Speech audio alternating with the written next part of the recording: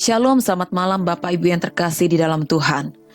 Hari ini kita akan melihat Mazmur 5 ayat yang ketiga. Di sana tertuliskan, perhatikanlah teriakku minta tolong, ya Rajaku dan Allahku, sebab kepadamulah aku berdoa. Kita di sini melihat bagaimana Daud menangis meratap di hadapan Tuhan. Tuhan mendengarkan seru doa Daud.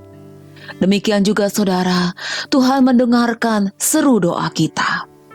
Pada saat kita berdoa, pada saat air mata ini pun mengalir deras, Tuhan melihat ke dalam hati kita yang paling dalam. Apa yang membuat diri kita menangis?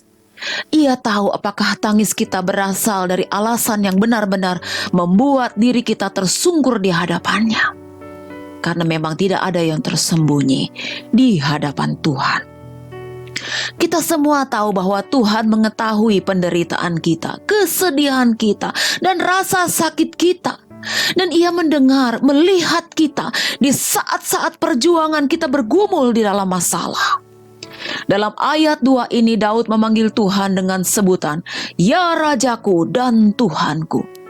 Ingat dalam Yohanes 1 ayat 12 tertulis begini, tetapi semua orang yang menerimanya diberinya kuasa supaya menjadi anak-anak Tuhan, yaitu mereka yang percaya dalam namanya. Kita semua ini bukan orang asing bagi Tuhan. Kita ini anggota kerajaan Allah.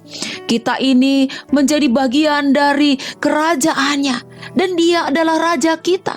Dia adalah Tuhan kita. Dan Dia sebagai Raja selalu membuka pintunya untuk mendengarkan permohonan rakyatnya. Karena Daud mengenal Tuhan dengan baik.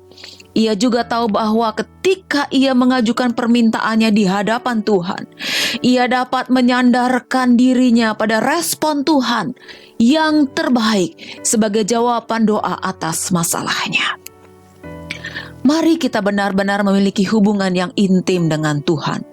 Satu-satunya hubungan yang banyak orang miliki pada waktu bersama dengan Tuhan adalah pada saat hari Minggu atau hari Sabtu dan Minggu. Ketika tidak di gereja, maka perasaan dan pengetahuannya untuk dekat dengan Tuhan menjadi sirna, tertutupi oleh kesibukan dan permainan dosa dunia ini.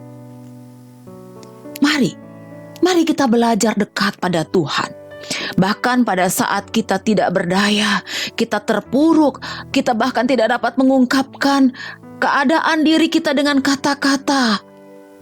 Saudara, Bapa mengenal diri kita anak-anaknya.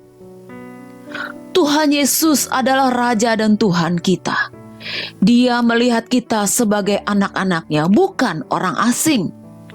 Ia meresponi kita dengan sangat baik, dan karenanya ketika kita menyampaikan doa-doa kita, Ia meresponi dengan jawaban sesuai dengan kebutuhan kita di dalam kasih karunia-Nya.